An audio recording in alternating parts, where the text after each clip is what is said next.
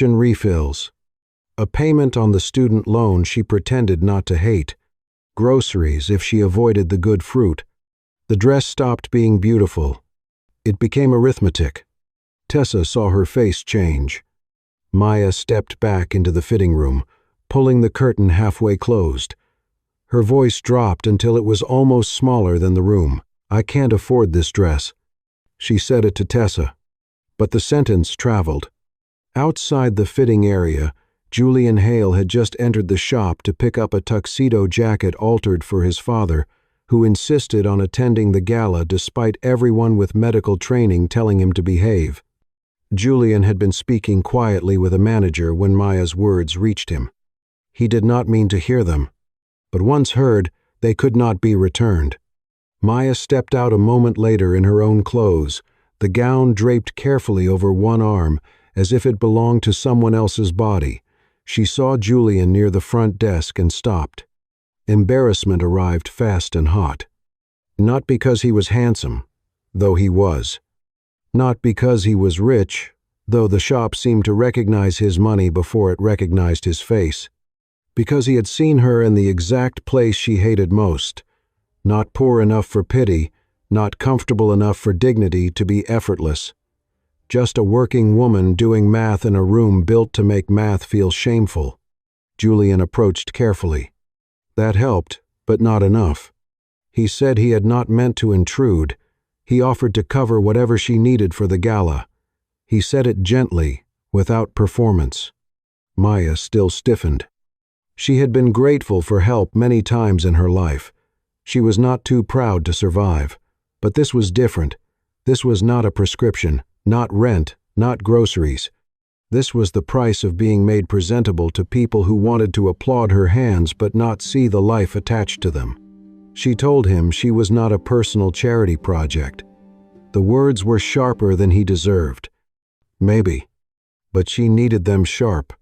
Julian accepted the cut without defending himself. That surprised her. Men like him often mistook refusal for ingratitude. Instead, he looked toward the gowns, then back at Maya, and something in his face shifted from concern to recognition. The gala was his world. The invitations, the dress code, the tasteful flowers, the stage lighting, the speeches about courage. He had helped build the room that wanted to honor Maya. But it had never occurred to him that the people being honored might not be able to afford the costume required to enter it. That was not cruelty. Somehow, that made it worse. He apologized. Not with a black card. Not with a solution pressed into her hand like a receipt. He asked how she wanted to be seen. Maya did not answer right away. The question was more dangerous than money. She looked at the mirror, where the expensive dress had made her appear elegant and uncomfortable at the same time. Then she thought of the teal scrubs folded in her laundry basket at home, one pocket permanently ink-stained, one sleeve frayed from too many washes. Scrubs she had worn while pushing meds, holding hands, cleaning blood, arguing with insurance, and standing beside people when fear stripped them of pride. She said she did not want to wear borrowed silk so donors could feel better about calling her a hero. She also did not want to walk in wearing scrubs just to become a visual stunt. The brave little nurse in uniform served between dessert and the silent auction. Julian listened. Really listened. Then he said the thing that made the air change. "If those scrubs are what you wore when you saved my father, they are not less formal than a gown. They are evidence." Maya stared at him. He did not smile. He did not soften the statement into flattery.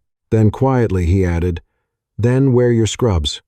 For a second, Maya thought he was joking. Tessa stopped pretending not to listen. Julian went on. If the gala truly meant to honor nurses, the room had to survive the sight of a real one. Not a polished symbol, not a donor-friendly version. A professional woman dressed in the clothes she wore while doing the work everyone claimed to admire. Maya's throat tightened. Fear was still there. Of course it was. Fear did not vanish because a handsome CEO said one decent sentence in a dress shop. She could already imagine the stares, the whispers, The social media captions, the way people might praise her authenticity while treating her like part of the decor. Tessa broke the tension by leaning back in her velvet chair. If you wear scrubs, please pick the ones without the coffee stain shaped like Ohio. Maya laughed despite herself. It came out small, but real. Julian promised he would not turn her into a publicity stunt. He would change the dress code to read, "Formal or professional uniform welcome." He would make sure no one could claim she had broken the rules by arriving as herself. Maya did not fully trust him.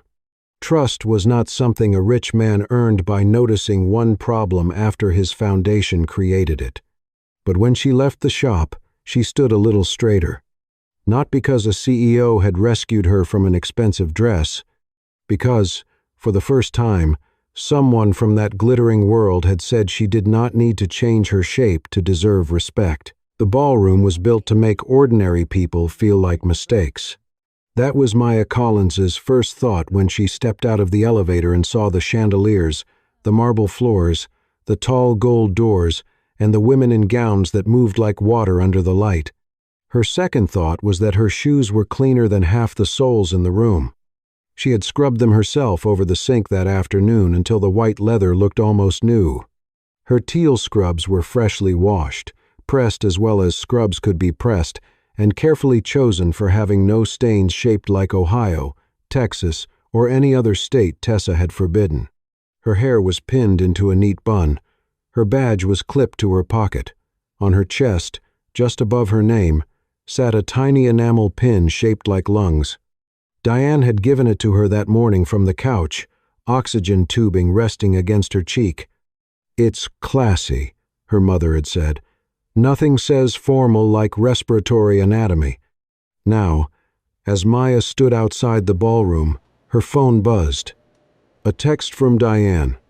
"Stand straight. Scrubs wrinkle less than rich people's manners." Maya almost laughed. Almost. Then the doors opened. Every head did not turn at once. That would have been too theatrical, and rich people preferred judgment delivered in smaller, quieter doses. But eyes found her gradually. A woman near the champagne table paused mid-sip. A man in a tuxedo glanced at her badge before looking away too quickly. Two younger donors whispered behind their programs. Maya felt each stare land on the fabric of her scrubs. Not on her face. Not on her hands. On the uniform. A staff member approached with a polite smile and asked if she was with the medical team for the event. Before Maya could answer, another guest tried to hand her a coat. For one dangerous second, she wanted to disappear. She imagined walking back to the elevator, texting Tessa that the whole thing had been a terrible idea, and going home to eat toast over the sink like a normal exhausted nurse with dignity intact. Then she touched the lung pin. She stood straighter. Julian saw her from across the lobby. He was in a tuxedo, surrounded by donors, one hand around a glass he had not drunk from. The moment he noticed her, his attention changed, not dramatically. He did not abandon conversation like a man in a romance movie running through an airport. He simply excused himself with enough grace that no one could object and crossed the lobby toward her. Maya braced for the usual compliment. Beautiful, stunning, brave. Words people used when they did not know what to say but wanted credit for saying something. Julian stopped in front of her. For a moment, his eyes moved over the scrubs, the badge, the pin, the white shoes, then back to her face. "You look exactly like the person who saved my father," he said. Maya's throat tightened before she could defend herself from it. That one sentence reached a place a gown never could have. "Careful," she said. That almost sounded sincere. It was. Dangerous habit at a gala. He offered his arm, not as if she needed escorting, but as if he was asking permission to walk beside her. Maya took it.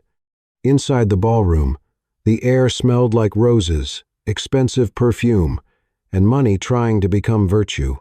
Giant screens displayed the foundation logo. At every table sat people who could fund a clinic with one check and still debate the tax implications over dessert. Maya leaned slightly toward Julian. I have never heard this many people say impact without physically touching anyone. Julian turned his head just enough to hide a smile. I was hoping you wouldn't notice. I work ER. I notice when a man says transformational and means we named a hallway.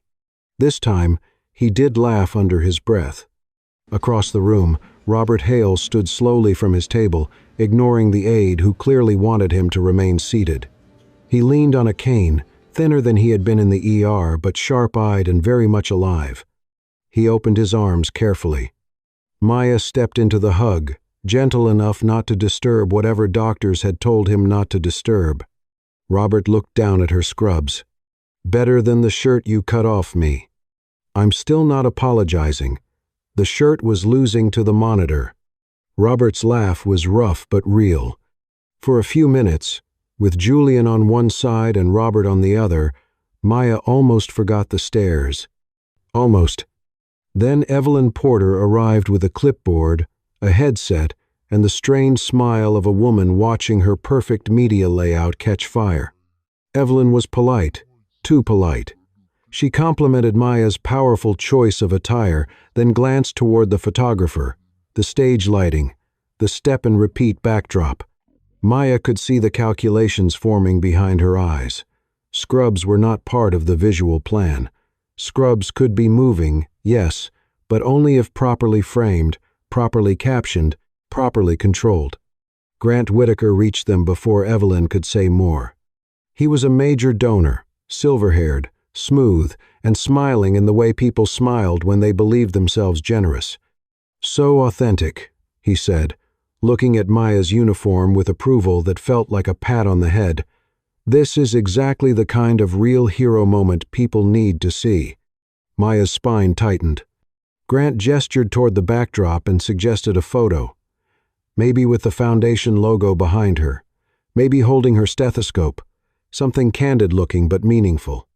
There it was. The shift. One moment her scrubs had been proof. The next, they were becoming a prop. Julian felt it too. She saw him begin to step forward, anger flashing beneath the polish.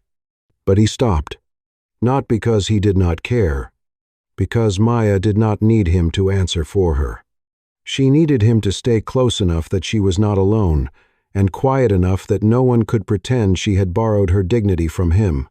The photographer gathered them near the backdrop. A few donors clustered around, smiling. Someone adjusted lighting. Someone else asked if Maya could turn slightly so her badge showed. Then a man near the front laughed and said he hoped the scrubs had at least been dry cleaned for the occasion. A ripple of polite laughter moved through the group. Maya went still. Julian's jaw tightened. Robert's eyes sharpened. But Maya spoke first. Her voice was calm enough to make the laughter feel foolish. My scrubs don't need to be made fancy, she said. They just need pockets big enough for scissors, pens, bandages, and sometimes the last bit of calm a patient has left. The room quieted. Maya looked at the donors, the cameras, the logo, all of it. They're not formal because they're expensive, she added. They matter because of what happens while someone is wearing them. For one suspended second, no one moved. Then Robert Hale began to clap. Slowly, firmly. Julian joined him. Not too quickly, not as rescue, as recognition. Others followed, some out of discomfort, some out of genuine respect, some because rooms like that often needed permission to find their conscience. The applause grew. Maya did not smile right away. She stood in the middle of the ballroom, in teal scrubs and white shoes, her mother's lung pin shining under the gala lights, and for the first time that night, she no longer wanted to vanish. But as the warmth of the applause surrounded her, she understood something dangerous too. Admiration could feel beautiful in the moment. It could also become another kind of hunger, because a rich room could clap for a woman in scrubs and still decide what story those scrubs were allowed to tell. The applause had barely faded before the gala found a way to own it. Maya noticed it in small movements first. The photographer drifting closer, Evelyn Porter whispering into her headset. Grant Whitaker speaking to two donors while gesturing subtly in Maya's direction, as if she were not a person but a valuable object someone had just discovered in storage. Then the ballroom lights dimmed. A screen lowered behind the stage. Julian, seated beside his father, turned toward Evelyn with a slight frown. He had expected the auction video hospital footage, foundation history, scholarship recipients, something polished and safe. Then Maya's face appeared on the screen. Not from tonight. From Street Bridget's. A photo someone must have pulled from the hospital newsletter. Maya in scrubs, hair messy, holding a clipboard, caught mid-laugh beside Tessa near the nurse's station. Soft piano music began. A narrator's voice filled the ballroom. From humble beginnings to heroic service. Maya stopped breathing normally. The video moved through images of Street Bridgets, emergency room doors, monitors, nurses' hands, patients blurred for privacy. Then came details she had not agreed to share. Her mother's years working laundry at the hospital. Diane's breathing condition. Maya helping support her family while serving others. The words were not cruel. That made them harder to reject. They were warm, respectful, emotional, the kind of language designed to make wealthy people feel safely moved. But Maya felt as if someone had opened drawers in her apartment and projected the contents onto a ballroom wall. Her mother's illness was not a violin cue. Her debt was not atmosphere. Her life was not a bridge between dessert and donor pledges. Evelyn stood near the stage, watching the room soften exactly as planned. She was not smiling with malice. She looked almost relieved. To her, this was working. People were leaning forward. Hands were reaching for pledge cards. The video was doing what Gala videos were made to do. It was moving donors. Maya felt herself becoming smaller with every beautiful sentence. Julian rose slowly. His face had changed. He had not known. Maya saw that immediately, and hated how much it mattered. Before he could reach Evelyn, Grant stepped onto the stage with practiced warmth. He thanked the foundation, praised Robert's recovery, and called Maya a living reminder of why generosity matters. Then he proposed a special pledge. Direct support, he said, for Maya Collins and her mother, a chance for the room to show gratitude in a personal, immediate way. People applauded. Maya could not move. The room thought it was loving her.